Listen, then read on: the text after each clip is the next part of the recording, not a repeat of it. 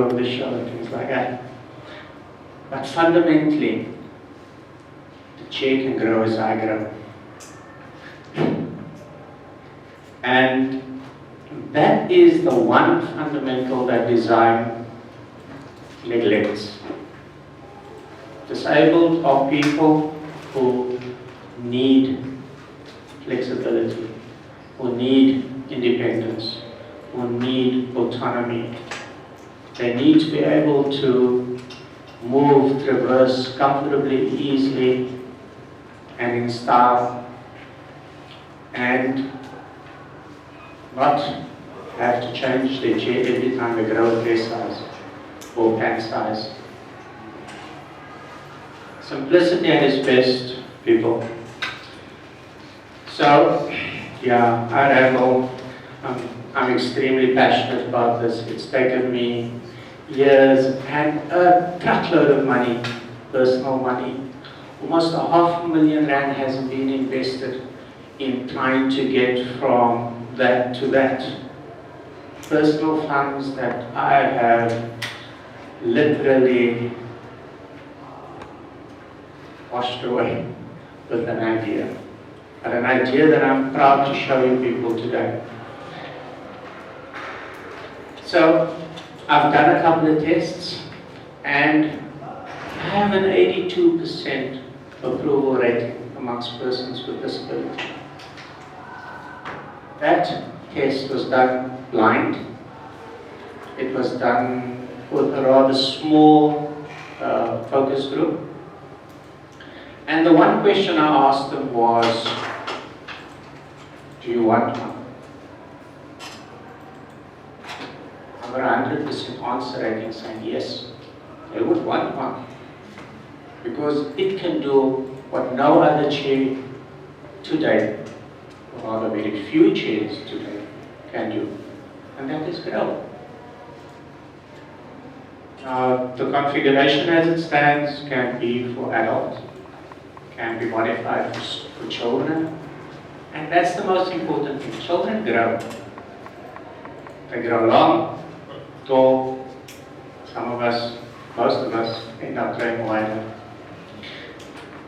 But the most important thing that I'd like to mention is this next slide. Oh, sorry, that slide. Yeah. About a month ago, I sent this particular model of mine, and believe me, this model has been through the molds. I sent it on a trip to Europe just to see how it fared. And I'm proud to say that when Europeans were asked, do they like it, they asked where they can get it. And I assume that to be the next step in evolution for the product itself. I have personally invested a lot of energy, blood, sweat and tears, time, money, effort into getting something that I can present to the world, give them dignity, give the individual freedom, and not having to worry about the chair itself. Because remember, we're individuals, we're people, you know, we don't want to be seen as someone in a wheelchair.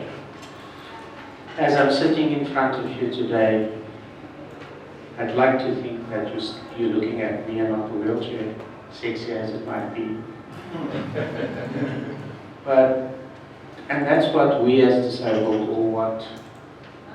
We want the ability to present ourselves as individuals and not have to spend the earth to attain that individuality.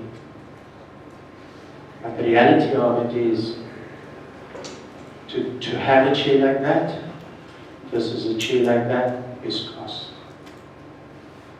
Recently I got a quote for a new wheelchair for myself. And in a nutshell, I'll give you the figure. It cost 125,000 Rand. That's almost 10,000, well, 9,000 US or 8,000 US dollars for a chair. That is something that I wanted the individuality that I would require in a chair. So sorry, baby's going to be with me for a while still. With what I would like to give to the world is something that is available, is cheap, it's individual. That's the most important thing of all. It's individuality. Because as individuals, as we're all sitting here, we're all individuals. And I don't even know how much time I have left. Just rambling on and on here. 2 minutes over. 2 minutes left. 2 minutes over. Oh gosh. Sorry. As you can see, I enjoy talking about this. So let me conclude. So yes, it's taken me 5 years to get this far. The idea is constantly evolving, it's constantly fluid. I'm constantly striving to make it better and better. And through conferences like these, the idea is that we express individuality, not only through your research, but remembering the fact that information technology is at the cornerstone of development. Without information technology, without the research that I've been able to put into that I've presented here today, it wouldn't exist. The goal is to create a space where this can be bumped out, given the individual autonomy, individuality, and ultimately freedom. Ladies and gentlemen, this presentation, I've veered so far off it, I don't even want to know. But I hope you enjoyed it. I hope I've given you something to think about going forward, and I thank you.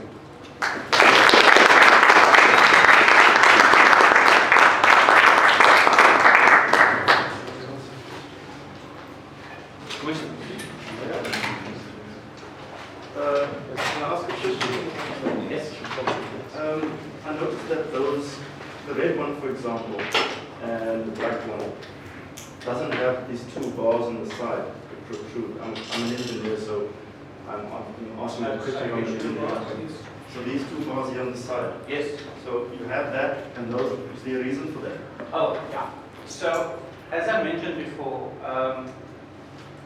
I suffer from severe spasm. And as the chair evolves, I've discovered that even in these designs, the amount of brace, or the point of brace, that any paraplegic takes or goes for either spasm is his or her chair. And those bars, even though they form part of the frame, they have become a problem which I need to solve. And it's a design problem. I've found that even in baby one, the amount of brace needed to spasm myself is a lot more. And this was quite evident over the weekend when I fell out of my chair. So I hope that answers your question. Just one additional thing. I see, and I ask this because I see that in many people in wheelchairs, the bags are always at the back. Oh, yeah. Why is your bag at the bottom? So I'm forever losing my cell phone. Put it somewhere and I never know where it is. So, and I've heard some really nasty stories about people being pickpocketed and things like that. But more importantly, and the functional aspect of it all is stability. And when you have a backpack slung behind your back, not only does it present a pickpocket with an opportunity, but it also provides the user, or rather, a point of instability, shall I say. So what I've done was I've changed the positioning of that backpack to below here. And I think we don't lose my cell phone anymore, because it's always on me, although it's between my legs. I joke quite often about it because I will forever forget this thing in between my legs. And my wife sometimes sits in this chair, and someone would phone me, and the thing would ring in between her legs.